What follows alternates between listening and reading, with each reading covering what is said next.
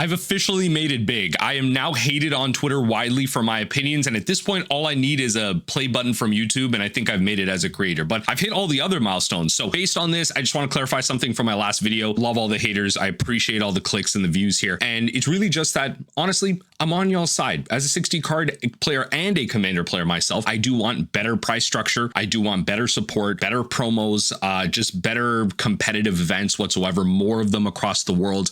I want these things for Constructed Magic. I think some things are too far gone. We've opened the Pandora's box on Universes Beyond, and we're going to see that in today's video with Seth going over the numbers from Hasbro and how Wizards of the Coast is making a ton of profit, and they are going to be continuing to push what they do. I'm hoping that what we can get from that video, that a lot of you honestly just didn't watch all the way through or just didn't have the literacy capacity to just like actually understand what I was trying to say, which is an honest jibe. Some of you just didn't get it. Like someone was like, this is like a 40-minute video of like not proving, disproving a simple point from the pig slop thing. I'm not trying to disprove the fact that the person who's calling commander players pigs underlyingly had a bad opinion. Like they do want things to change and they're upset at it. What I was upset with is the fact that we use pig as an analogy, and the fact that the analogy itself isn't actually helpful to anyone. It's not actually engaging commander players, and it's actually making all constructed players, 60 card constructed players, just seem worse overall. It's actually not helping the problem in the sense of engaging these players, engaging content creators, engaging Wizards of the Coast, or just doing anything. It's actually just giving up. So if you wanted to give up and continue to call commander's player pig, so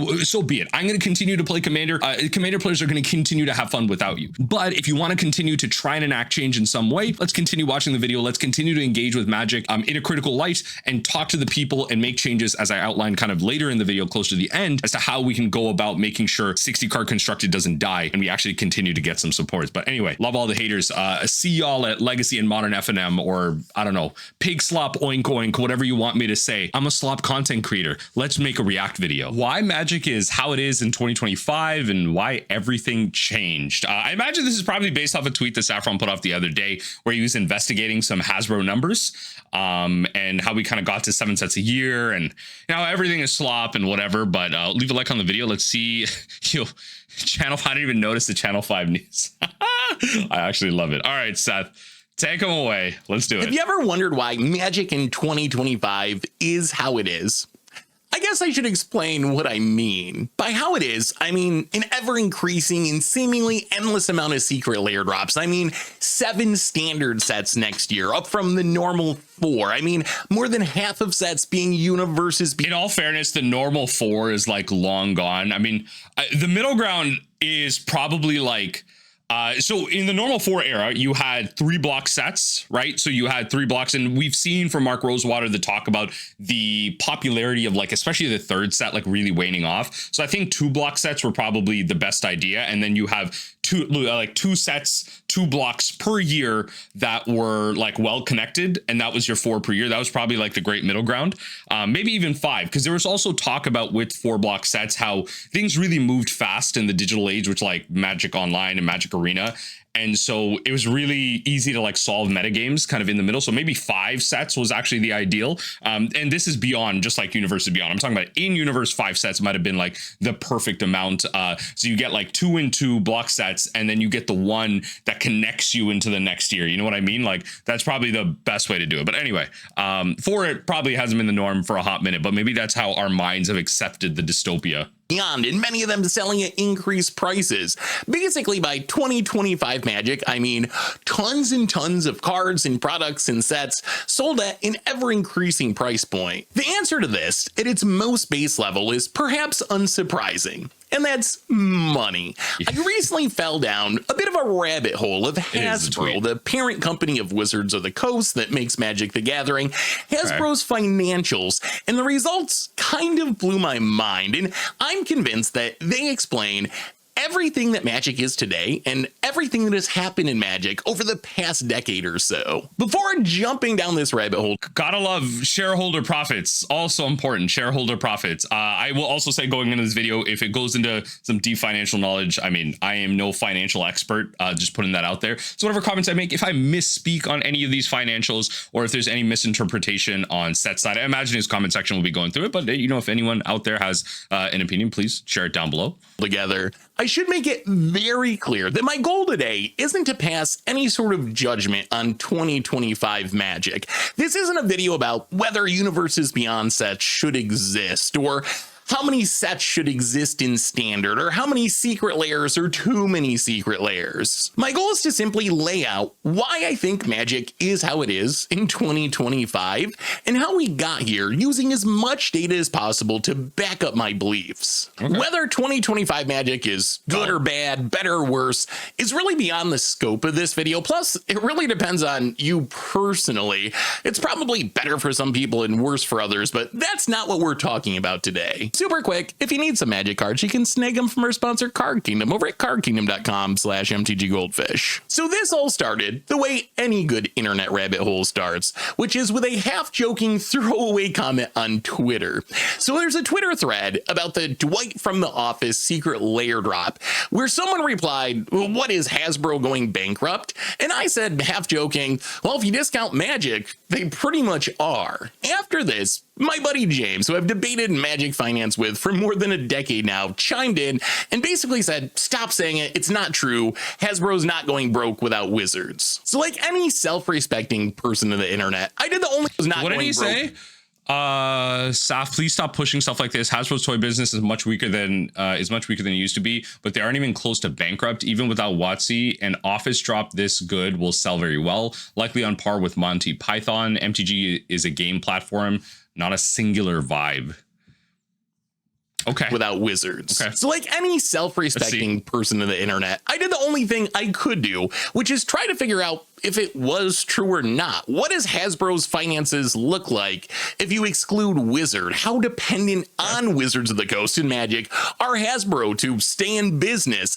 How has it changed over the years? And that's our focus today. The best and I think probably only way to figure this out is to go directly to the source. Every publicly traded company like Hasbro has to file a quarterly report every 3 months going over their finances, and at the end of the year they publish an annual report that goes over their finances for the entire year. All of this information is publicly available. It's just incredibly boring and dry unless you're into that kind of thing, and thankfully I do kind of enjoy that kind of stuff, so I spent hours digging through Hasbro's financial records, and I can honestly say that what I found pretty much shocked me to the point where I now am convinced that these numbers and this data is basically Magic's theory of everything that explains what the game is today and how we got there over the past 10 years or so. Now I'm going to try from getting... I just want to say my man Seth is scripting this like such a true content creator. He's been tickling our balls the whole friggin' time, just tantalizing us to like a point, by the way. Like people talk about like clickbait thumbnails and like slop, and I'm not saying this content is slop, but it is grabbing everybody. I'm just saying, my man's working all of us like a snake charmer. I love this. I love this. This is premium script writing right here. Too far into the weeds on the technical stuff here because I don't want to lose anyone, but you do need to understand some basics of how Hasbro is structured for any of this to make sense. Hasbro breaks down its brands into 3 segments. One is Wizards of the Coast and digital gaming, which is... My man said 3 segments, held up 2 fingers. What's the conspiracy? Someone get out your tinfoil hats. What is Seth trying to say to us? Is obviously the category that Magic is in, and we're going to talk more about this category in just a minute. The second is entertainment, which is movies and TV shows and the like. And the third is consumer products, which is where you find Play-Doh and Furbies and Tonka trucks, all the kind of toys and stuff that Hasbro sells. Unfortunately, Hasbro's financials don't break down things even further, so we can't say specifically like how much money an individual secret layer drop makes or how much Magic Arena makes compared to paper Magic directly, but the best estimates that I've seen suggest that in the Wizards of the Coast and digital gaming segment, Magic the Gathering makes up about 80% of that segment, and then Dungeons and Dragons is about 10% of that segment. Interesting. Currently, Monopoly Go is around 8% because it's been doing pretty well over the past year or so, and then there's a couple of percent for licensing, which is like residual income from Baldur's Gate. That's 101%. What? They released a few years ago, stuff with the new Exodus game that they're apparently involved in. But really the big number here is Magic is somewhere around 8 game that they're... What is this like AI become the traveler? I don't know nothing about this. Maybe it's actually good. I don't know. This This image looks so dumb. Are apparently involved in. But really the big number here is Magic is somewhere around 80% of the Wizards of the Coast and digital gaming segment. And this lines up with some other things Wizards have said. A couple of years ago, they announced that Magic was now $1 billion brand. And if you look at their financials from last year, the entire digital gaming segment brought in $1.5 billion in revenue. And Magic was probably about 1.2 or 1.3, which is roughly 80%. So if you add all this together, really why the segment is called Wizards of the Coast and digital gaming, it's really Magic the Gathering and a few other things that don't make nearly as much money as Magic. Anyway, with the help of these three segments, we can figure out just how much Wizards and Magic makes and how much they contribute to Hasbro's bottom line. And honestly, the numbers absolutely shocked me. Before I show you the numbers, I'm going to ask you to guess. Think for a minute. Okay. What percentage of the actual profit that Hasbro, the entire company with Play-Doh and Furbies and My Little Ponies and D&D and all that, what percentage of the money that Hasbro makes do you think comes from Wizards of the Coast and Magic the Gathering? I think based on a bit of a spoiler, but I'm pretty sure it's like 100% or something. Like, I'm pretty sure Saffron Olive said something like that the other day. Seth said something like that the other day. Yeah, it was like all the profit that's made is like essentially Magic the Gathering.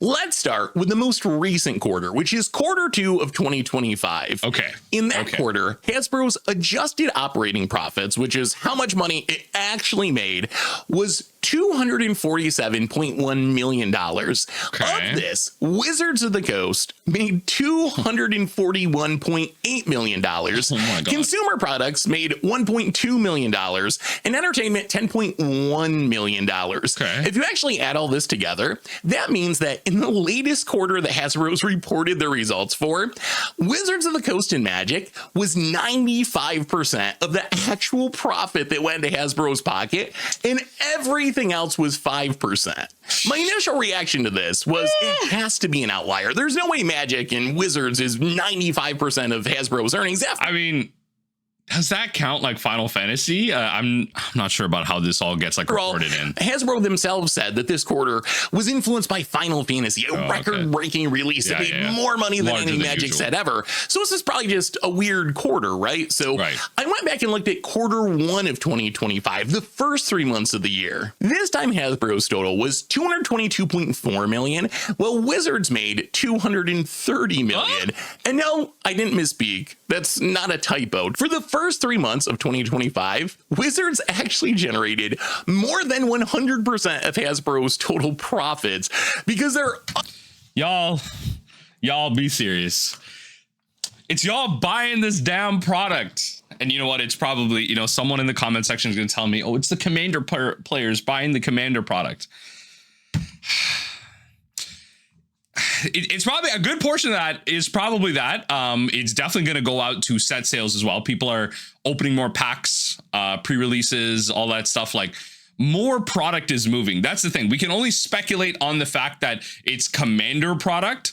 But like, there are sets this year that like don't even have Commander products. So now by proxy, do those sets sell less? I mean, that's going to be part of the metric, right? Spider-Man doesn't have any Commander products, so it'll probably sell less. Other sets that did have Commander product probably do sell a little bit more. Other brands were actually losing money. Like, consumer products lost $31 million during the first quarter, which means that if Magic didn't exist, Hasbro as a whole would have been in the red for the first quarter of 2025.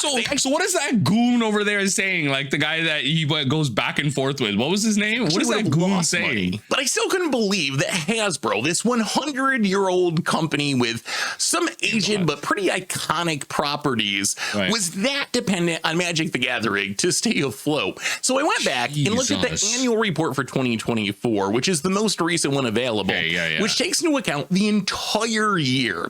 Well, Hasbro's other divisions fared a little bit better here. The end result of 2024 is that Wizards made 82% of the total profit of Hasbro, while everything else for the entire year made just 18%. So like, this was always a thing in my head for like the longest time. I had no data to back it up. People just said it, right? I believed it. Like, if you just look through what else Hasbro owned, you're like, Beanie Babies ain't making this much money or whatever. What, you know, just like Furbies, you know, Mr. Potato Head, like they're not making this much money. Of course it's Wizards. D&D isn't either. Like there's been so many videos and essays and just people talking about anecdotally how like D&D is taking big hits as well with like the greedy things that sides of the Wizard practice has been doing.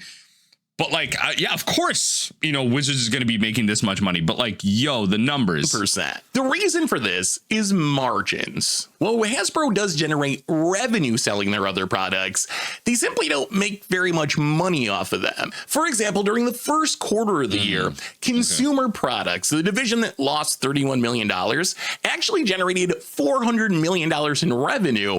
The problem was that their operating margin, which is how much money you actually make from the sale once you deduct all the costs, was negative 11%. So for every dollar that they would sell, they were actually losing 11 cents, which is probably not ideal. And their entertainment division was even worse at negative 41.9% during the quarter. Wizards of the Coast, on the other hand, had an operating margin of 49. Who knew printing elephants on cardboards, behemoths of the crater hoof kind onto cardboard of just any variety, cheap printed paper, you know, cardstock quality picked and everything. Who knew that would be a profitable thing? Putting 15 cards of cardboard into a pack, putting a little bit of plastic around it and selling it at $10. You know, you go through the distributor, then you go to the LGS. Like, who knew profits would be absolutely insane?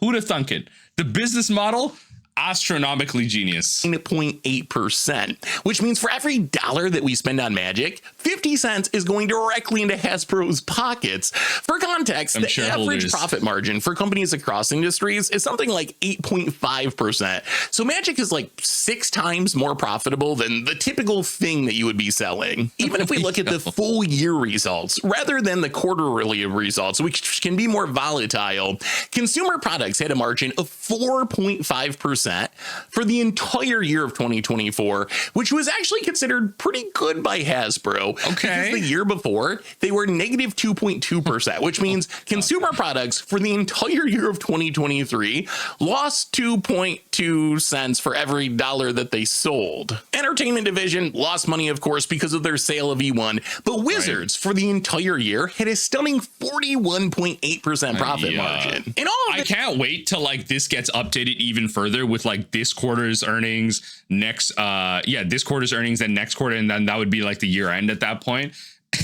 Got any more? Yo, this meme is always eternal. This meme is eternal. I'm telling you. This kind of makes sense if you really think about it. Magic cards sell for really high prices, but they're pretty cheap to produce. All you need is some cardboard, some ink, someone to design the cards, someone to make the art. And speaking of someone to design a card, we've seen time and time again how not only does Magic the Gathering become an engine for the greatest amount of net new fantasy art made, right? Like that's a actual statistic that we know of, but also that those pieces of art being made are constantly being underpaid, right? Like we are like, I think it's like only a couple $100 or something like that. I think this came out actually earlier this year. There was an artist that like brought it up, or maybe it was like late last year, where it was only like $300 to $400 or something for making an art. And then you put the art out there and it's just making a ridiculous amount of money for the card itself, right? Like you're not getting paid per card sold or per product sold or something, right? Like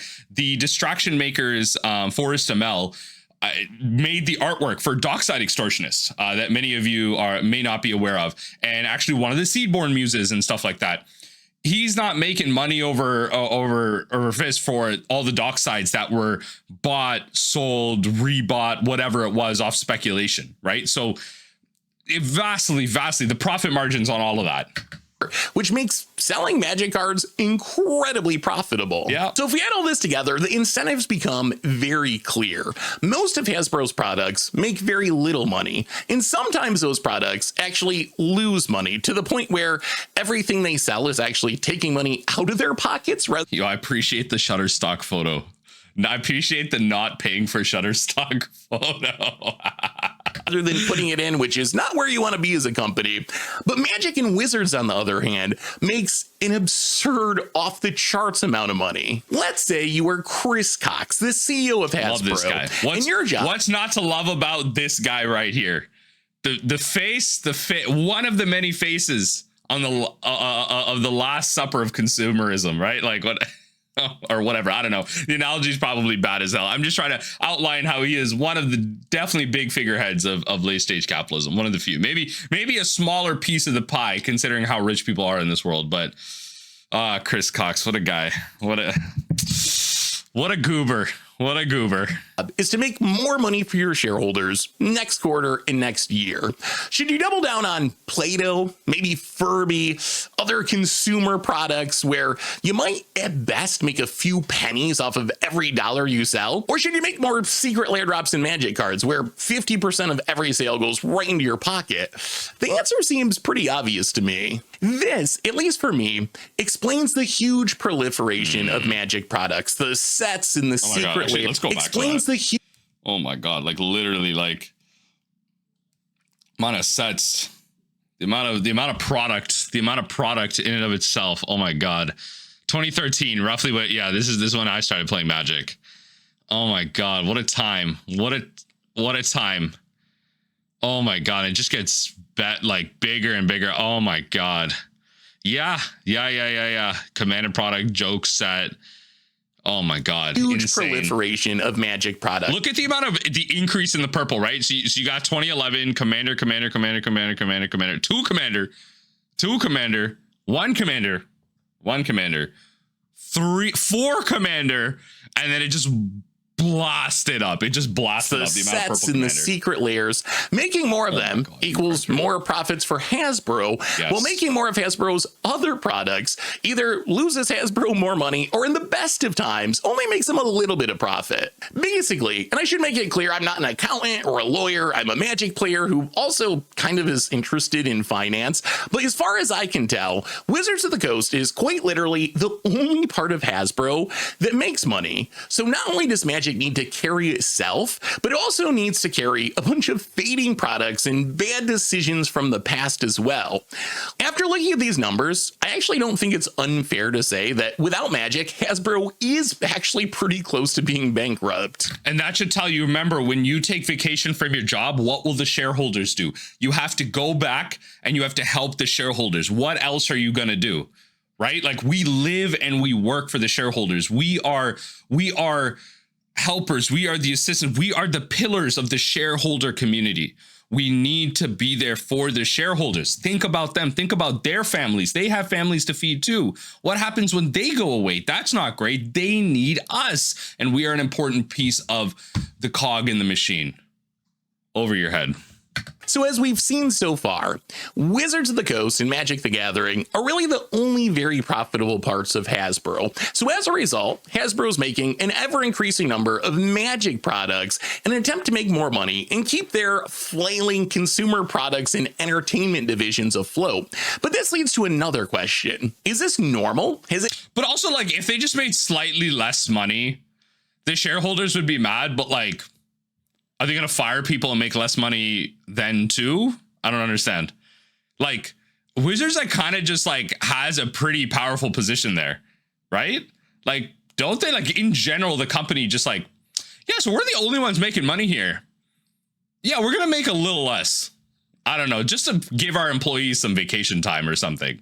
I don't know. It's always been this way. And the answer to this question, I think, really explains how Magic has changed over the past decade. And once again, it kind of blew my mind. One thing I hear a lot from Magic players is that Hasbro buying Wizards of the Coast and buying Magic was really bad for Magic, or even the death of Magic. But that take just isn't grounded in reality. Hasbro bought Magic way back in 1999, in the 6th year of the game's existence. Today, the game is 32 years old, which means that Hasbro has owned Magic for like 80% of its life, through good times and through bad times. Yeah, there's been a lot of up and downs in Magic. The amount of times people have said, you know, the death of Magic, the Magic standard is dead, whatever, right? Like, that's been a growing sentiment everywhere. Content creators have used them in their titles, like I have. It's a great red herring to get people to click. Times. So it wasn't that Hasbro buying Magic was a bad thing. Actually, Hasbro buying Magic was a good thing for many years. So what changed? Well, in the past, Hasbro actually had other successful brands and segments. It was actually a relatively thriving company, and Magic was just another brand that it bought to help increase its gaming holdings alongside Monopoly and Life and such. And this is very different than the world that we live in today, where Magic is really the only thing Hasbro has going for them. To understand how Magic has changed over the past 10 years, let's go back to Hasbro's 2015 annual report. Back in 2015, Hasbro's segments were a little bit different. There was international, US and Canada, and then entertainment and licensing. And entertainment and licensing was the division that Magic was a part of at the time. Magic was rarely mentioned in the report, other than to be listed among other games as doing fine at several points in the report. The one time they actually called out Magic in specific, it was to talk about how they were actually investing a bunch of money into Magic specifically to build a new digital platform for the game, which we now know is Magic Arena, which released a few years later in 2018 and 2019. In 2015, Magic's entertainment and licensing division had an operating profit of $76.9 million, while international had $255.4 million, and US and Canada $430.7 million. Even if we assume that Magic and Wizards was literally every bit of profit from the entertainment and licensing division back in 2015, which it almost certainly wasn't, considering that Hasbro itself called out its revenue from its recent purchase of Backflip Gaming, a mobile gaming studio that Hasbro bought back in 2013 and then shuttered in 2019, as being one of the major drivers of profit during the year. But even if Wizards and Magic was the only way that division made money, it would still mean that Wizards was only responsible for 11% of Hasbro's profits in 2015, I'm not surprised, compared to 82% last year and more than 100% in the last 2 quarters. Basically, they found the money machine, right? It really was Commander product, right? It was the most accessible way to get people into the game.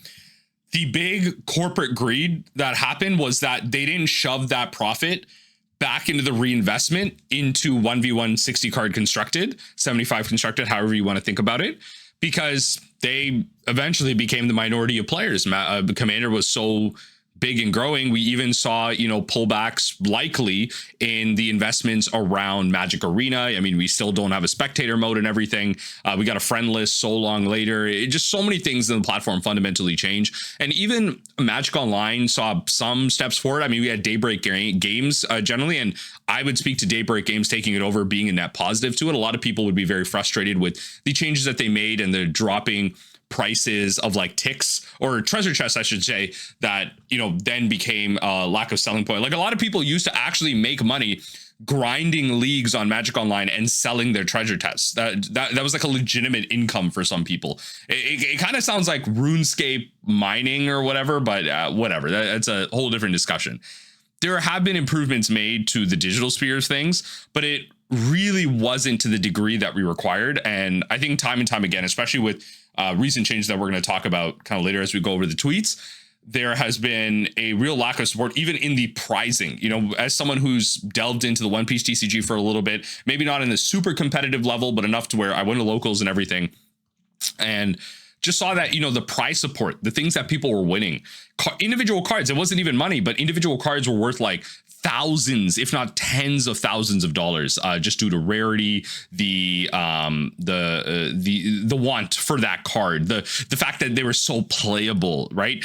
Everything about it was so collector heavy. And maybe part of that is just like the anime crowd, the Bandai TCG kind of ecosphere. Like there's so much that kind of leads to it, but we can see price support and the lack of great structure for competitive Magic being a big part of it.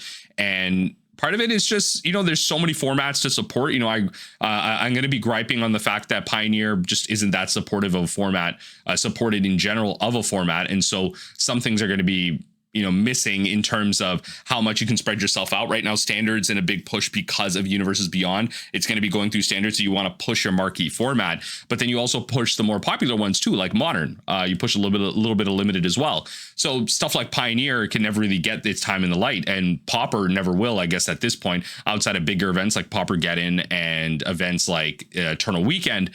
And so it's hard to spread yourself out. It's almost like making Pioneer was like a mistake. I think it was a necessary thing. Eventually we will get another format outside of Pioneer. Lord knows if that'll be Fetchline legal or whatever, but it's approaching that point of like too many formats. The last 10 years has turned Hasbro on its head. 10 years ago, Magic was a small part of a comparatively thriving toy company that was pulling in profits in a bunch of different ways. Today, Wizards of the Coast in general, and Magic in specific, are in a very real sense the only part of Hasbro that's making money, and it's making a lot of it. Yeah. If you add all this together, at least for me, it explains pretty much everything about why Magic is the way it is today and how it has changed over the past decade. Like if you're making this much profit off of this many sets, increase it by one more, increase it by two more, make more Commander product, release it in between, like make it more succinct. Like they didn't really respond well to like 4 Commander, make it only 2 and make it seem like, oh yeah, we're making less Commander product or whatever, right? Like the supplemental that's coming along with all these sets. When it comes to big publicly traded companies, the single most important thing is that the line goes up quarter by quarter and year by year. That's what shareholders want and need. And if you're in the C-suite and want to... I just want to say, I appreciate the low quality photo here. Just taken likely off of Google Images. The grain on it just shows that just stretched out. And like its line go up, but it's not a green line. It's a red line.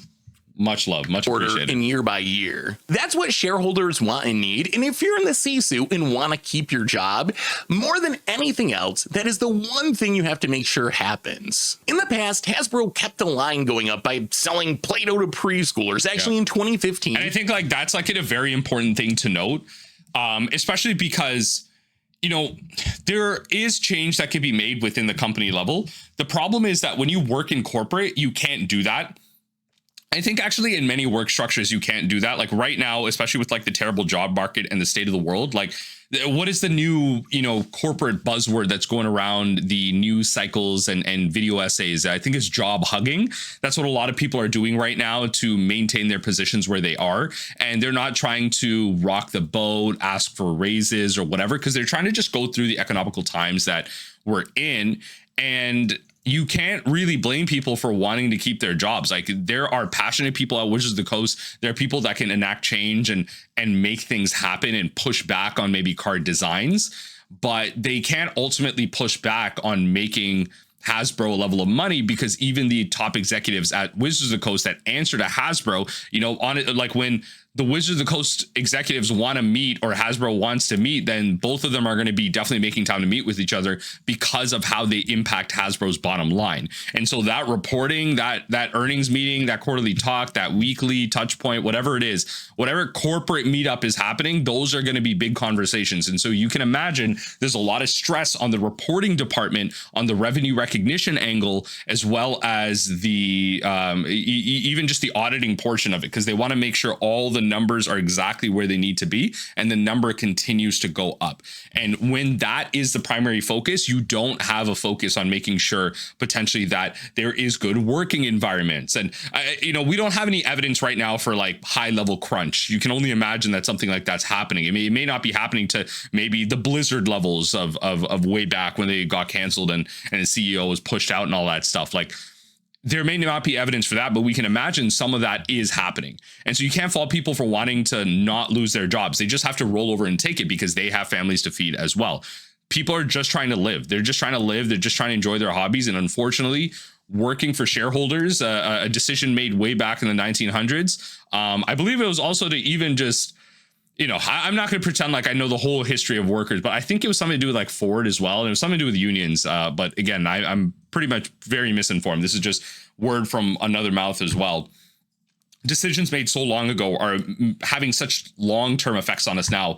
We're stuck in this kind of societal loop right now. And we're just, again, trying to find a way to surprise. We're trying to find ways to critique while also find ways to enact change. And I think there are ways to it, which I highlighted in my video originally, kind of in talking about the whole pigs dilemma that I talked about in my intro.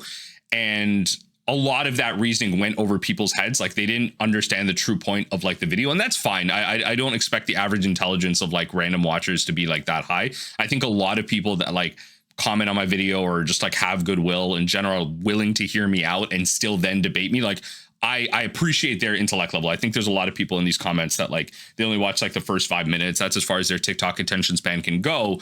And then they just don't understand the whole point of it. And that's part of the literacy crisis of it. At least I can acknowledge here that I did not do my research on some parts, or I'm not an expert on it.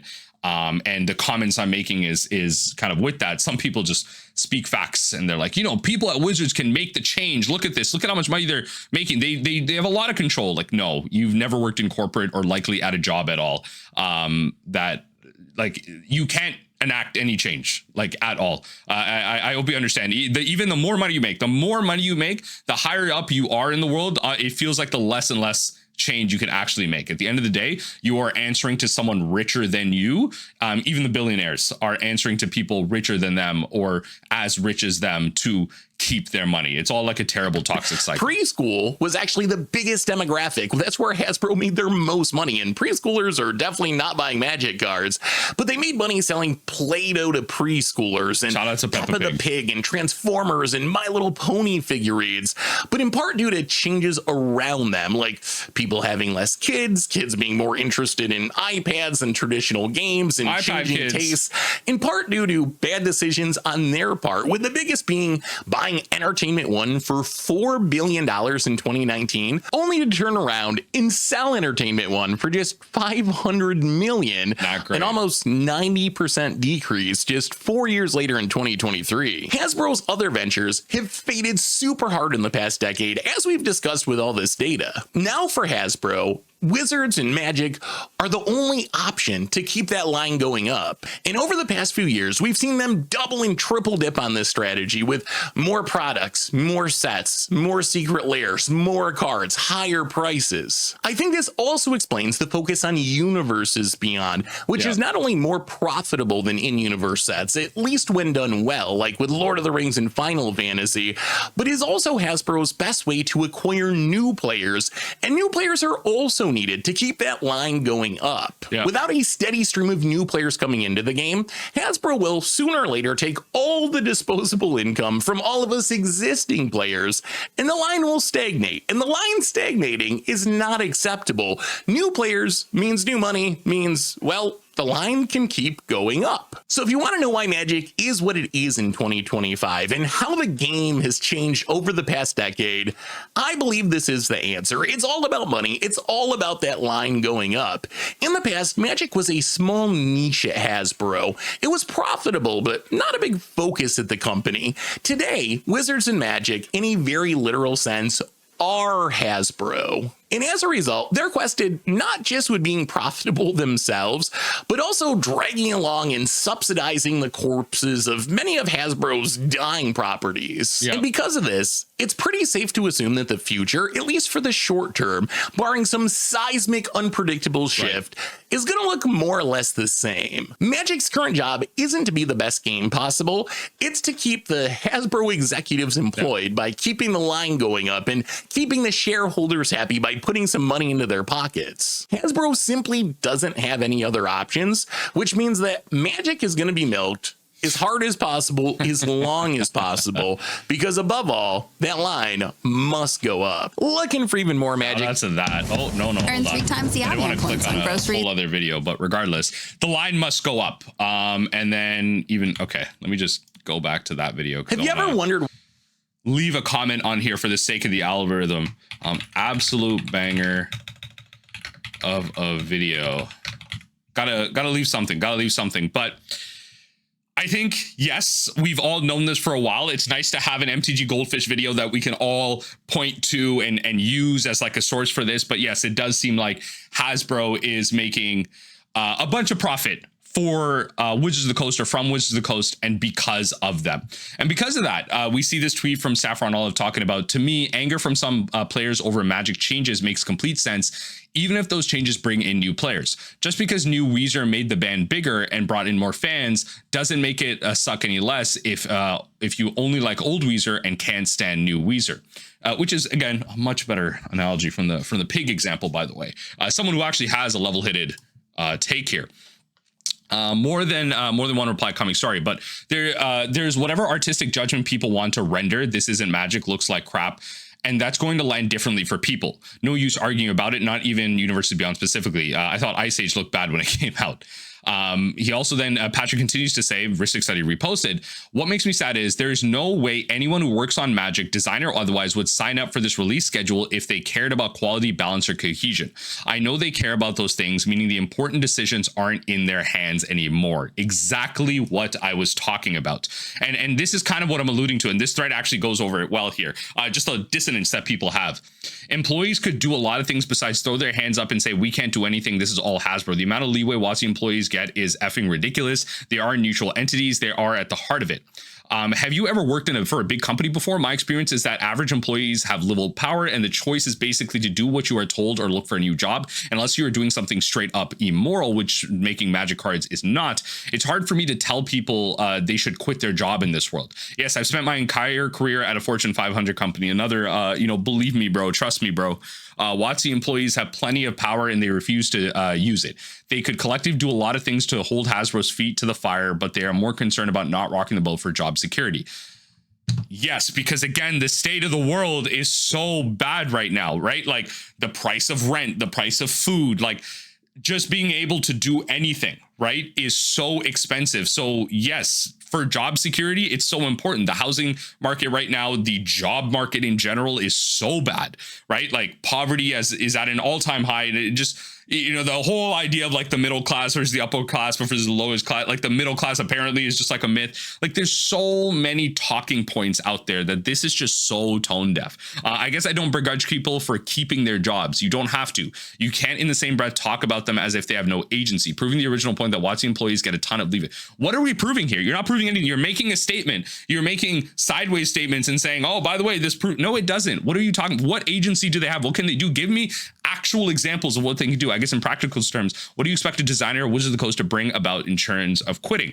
If Rosewater and Verhey put their foot down and said something, would Hasbro fire them both and find new leadership? Because so far they've done nothing but lie about Universities Beyond trajectory. I think they would fire them. Hasbro surviving off of money Magic brings in. If the choice is Morrow and Gavin gets fired and Chris Cox bring in a bonus, I'm pretty sure I know what Chris Cox will pull. Exactly. Like y'all don't understand, like you're just people. Like you should not be giving your life to a job.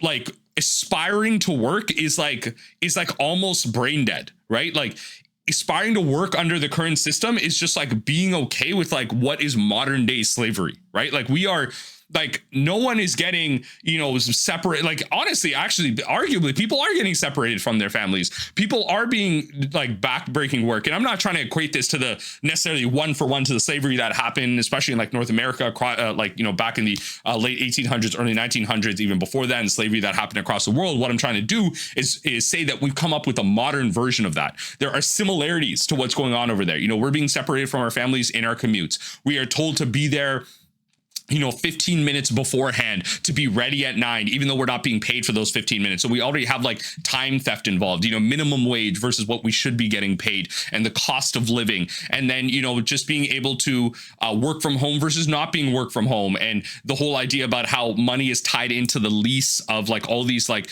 spaces that offices are being worked in. And we see that so many jobs, thanks to COVID, can be worked virtually. And we don't actually need people coming in office for collaboration. We do have more time for people to go out and socialize when they're able to work from home. And then the argument is all these businesses that we have aren't getting the foot traffic that they need. And so there's ways to like balance these things, right? Like how do we address these issues without actually forcing people back home and then saying, hey, you know what, when they actually do commute back to work, they're not actually going to spend money at these places that aren't getting any money because now the cost of living is so much higher. I'm just going to go back and forth. I'm going to go like make a bread and cheese and eat that for lunch because that's all I can freaking afford. Again, the world is in such a bad place. Rosewater and Verhey would 100% just be fired if they said, yeah, I'm not doing this reporting. I'm not telling my team to do this. I'm not doing this. I'm not doing this. If they do this over time, they're just going to be put on like a performance plan, like a PIP, a PIP. For those of you that don't know what that is, good for you. You're probably in a much better mental state for not knowing what a PIP is. And so you then get put on that and then you get slowly fired. You just get some quiet quitting going on or whatever it is. And your job hugging no longer works. Like this ancient hangover crap is like, it's such a you don't work for Fortune 500 companies. All right, bro. Like you don't know what's actually going on in this world. Right. And so this is the disconnect here, because these things happen from these employees. We see them talking in their live streams. We see them playing Magic. We see them on interview panels and playing games with us. We see the way they talk and the passion that they have, meaning, yes, the important decisions aren't in their hands anymore. It's all about metrics. It's all about reporting. It's all about the number going up. And with that in mind, how do we then, as I've been talking about, affect change in our content, in the way that we speak to Wizards of the Coast and our content creators? We have to speak money. We have to speak views. We have to speak the number going up. One of the few things that we can do, that I was highlighting in my video about like the pig slop thing, that it went over everyone's head because literacy rates and people's freaking interpretation of everything is so dumb. But I guess I'm talking to a friggin' Twitter audience. So anyway, I'm talking to a bunch of angry people that don't have lives, I guess. Anyway, you see how like when I said all of that, again, as that video, like none of that, all of that probably triggered a bunch of people, and y'all are probably mad that I did all that because it didn't help anyone. Yeah, exactly. That's what happens when you call Commander players pigs. Just if you got triggered by that, you kind of see the point. All right. We can go to our content creators like myself, right? I'd be making 1v1 60 card content, but for some reason, my Reddit reacts, my slot videos that react to other content are doing more numbers. So why don't you go to like, the Mengu's channel where he does paper content, the Card Market channel where they do like, highly edited 60 card content and everything. Go to Shuffle Up and Play by, the professor that recently put out a Pauper video and everything. Why don't you go to these channels, like, comment, subscribe?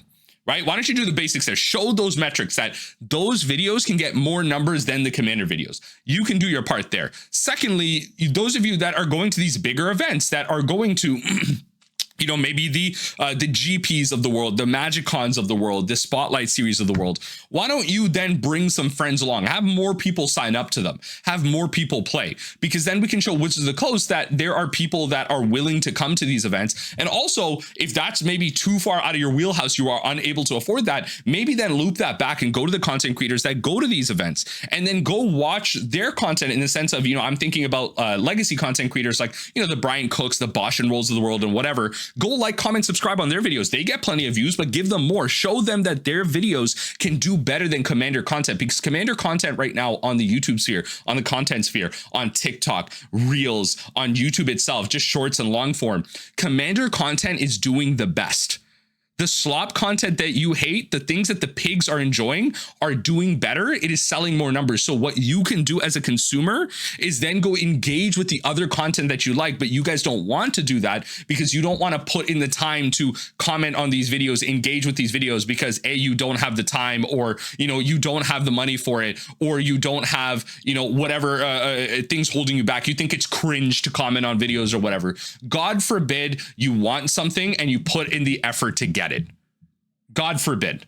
Okay, if you can afford to call Commander players pigs, then you can afford to go on videos, like them, comment on them. You can afford to engage with the things that you want, and then also provide criticism. If you don't want gameplay videos a certain way, if you don't want edits a certain way, if you don't want things to look a certain way, then you can engage with them in that sense. You can comment on that. You can engage with these, DM these creators. When you go to these cons, talk to these creators, tell them this is what you want. The more and more people that do it, they'll make the content, and then you have to engage with the content. When they do it, hold on, this is community building. We're thinking here.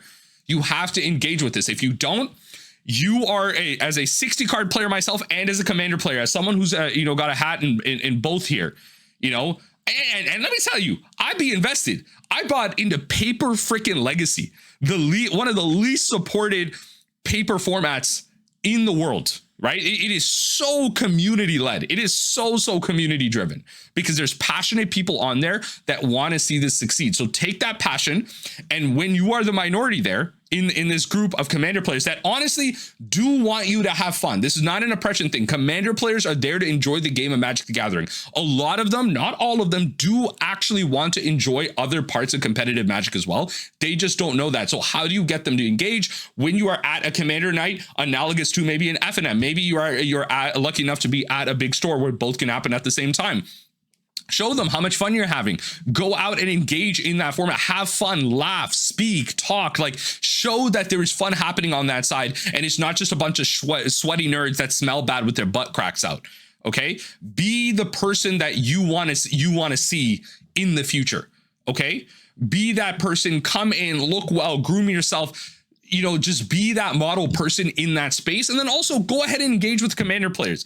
Unfortunately, you have to be in there. You want to seek change. You have to go to the majority spaces. You have to go play some commander. And then you have to talk to those commander players and say, hey, like in between these rounds, we're waiting for a pod. It's only 2 of us. You want to play some Dan? I got a Dan deck. It's like close to 60 card constructed, or I got some pauper decks. You want to play them? You want to do this? Like engage with them in that sense. Teach them something, talk to them, like work through these conversations. You have to be an active part of the community. If you are calling people pigs, if you're calling commander players pigs, you are a useless part of the community. You are not engaging in a positive light, and you are just the same heathen that they all think you are. You calling them pigs just makes you a pig. It makes you a bigger pig. It makes you a degenerate in the corner that the commander community, that the majority of Magic players at this point do not want to interact with. And that is my point.